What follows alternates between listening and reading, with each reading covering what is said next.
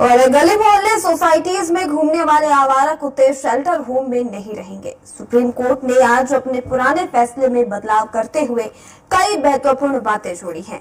3 जजों की बेंच ने अपने फैसले में स्पष्ट किया है कि जो कुत्ते पकड़े गए हैं उनमें से आवारा कुत्तों को वापस उन्हीं के इलाकों में छोड़ दिया जाएगा।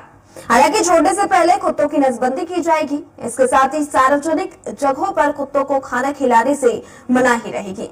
न मानने वालों पर कानून के मुताबिक कार्रवाई भी की जाएगी। रायपुर में भी डॉग लवर्स सुप्रीम कोर्ट के फैसले की तारीफ कर रहे हैं। एक हमारी भावनाएं जुड़ी है उनके साथ। कोई भी पालतू प्राणी हो, जैसे कुत्ता हो या गाय हो, जिसको हो, सबके साथ हमारी भावनाएं जुड़ी है।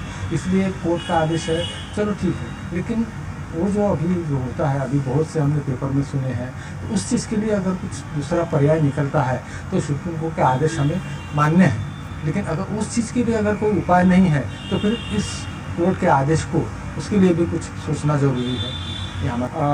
मेरे नज़रिए से देखा जाए तो डॉग के लिए भी शेल्टर होम होना चाहिए, क्योंकि अननेसेसरी अगर कहीं हम डॉग को खुला छोड़ देते हैं तो बच्चों के साथ दुर्घटनाएं होने की संभावनाएं हैं और आपको एक्सीडेंटल केस बढ़ जाते हैं व्हीकल्स के साथ में, और जान और माल का बहुत ढेर सारा नुकसान होने का संभावना बना रहता है। हमेशा एक डर का माहौल बना रहता है किसी भी एरिया से आप गुजरते हैं लेट नाइट को अगर जा।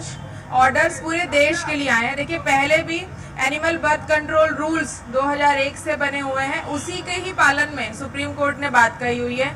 सुप्रीम कोर्ट ने नगर निगमों को हर एक शहर की स्पष्ट आदेश दिए हुए हैं कि कभी कोई कुत्ता अगर रेबीज से संक्रमित दिखे तो ज्यादातर क्या होता है, उनको एक इलाके से दूसरे इलाके जंगल में छोड़ने की एक्टिविटीज होती गई है। अब उन्हें कहा गया है कि इनके लिए स्पेसिफिक शेल्टर हाउस बना के इनको वहां पर रखना है।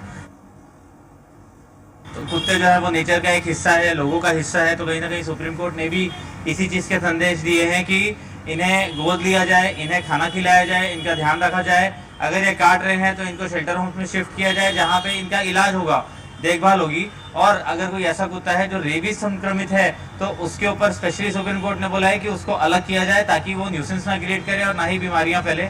और स्पेशली सुप्रीम कोर्ट ने ये बोला हुआ है कि जो खाना खिलाते हैं वो जरूर खाना खिलाइए, अपने जिम्मेदारी से खाना खिलाइए, जो हमेशा से लोग खुद से करते आ रहे हैं।